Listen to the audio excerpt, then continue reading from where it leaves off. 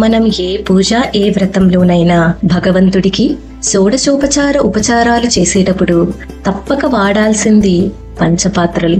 పంచపాత్రకి అంతర్లీనంగా ఉండే నిగూఢ అర్థం ఆ పంచభూతాలు కూడా తనలో నింపుకున్న పాత్రే పంచపాత్ర. ఈ పాత్రని పంచలోహాలతో చేస్తే మంచిదని ఆగమశాస్త్రం చెప్తుంది. పంచలోహాలు అంటే బంగారం, వెండి, ఇత్తడి, రాగి, కంచు కలిపిన పాత్రల్లో కానీ లేదా ఇప్పుడు చెప్పిన ఆ 5 లోహాలలో ఏ లోహంతోటైనా చేసే పాత్రను కానీ వాడాలి. మనం ముఖ్యంగా రాగి పాత్రలను వాడుతూ ఉంటాం. ఆచమనం చేసే ఆ పంచపాత్ర శివుడి 5 తలలకి స్వరూపం. నా అంటే నభం, ఆకాశం, మా అంటే మరుత్తు వాయు, సి అంటే సికి అగ్ని, వా అంటే వా నీరు, యా అంటే జ భూమి. ఇలా పంచభూతాలకు కూడా ప్రతిరూపమై ఉన్న ఆ పాత్రని పంచపాత్ర అని అంటాం. పంచపాత్ర అంటే ఒక్క పాత్ర కాదు, 5 పాత్రలు. ఇవన్నీ కూడా భగవంతుడికి సమర్పించే జలాలు నిండిన పాత్రలు. మొదటిది అర్ఘ్య పాత్ర.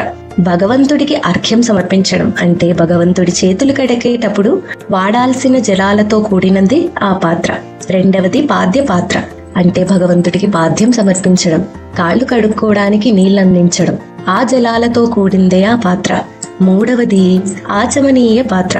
ఆచమనీయం అంటే నోరు కడుక్కోవడం, భగవంతుణ్ణి ఆచమనం చేపించే జలాలతో నిండిన ఆ పాత్రే ఆచమనీయ పాత్ర.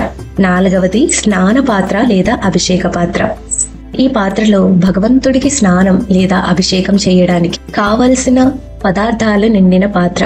ఐదవది శుద్ధోదక స్నాన పాత్ర. ఇందులో భగవంతుడికి చివరగా శుద్ధోదకం సమర్పించే పాత్ర. ఇవన్నీ కాక ఇంకొక పాత్ర ఉండాలి.